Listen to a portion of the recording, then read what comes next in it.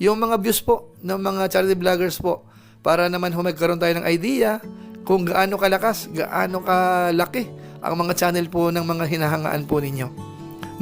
At wala po tayong layunin na pag-away-awayan po sila. Ito po ay parang good vibes lang po ito. Kaya sana ho, sa mga comment section, wag po tayo mag-away-away. At para hindi na po magtagal, balikan ko lang po sandali yung ating ranking nung nakaraang buwan, June 2025. Ito po yon. Ang nanguna po ay si Pugong Biyahero.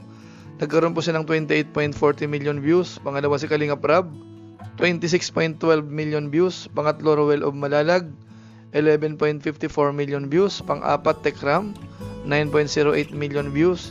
Pang-lima, Daddy Frankie, 8.64 million views. Pang-anim, Marcos TV Channel, 8.08 million views. Pang-pito, Pinoy in Equatorial, 7.91 million views.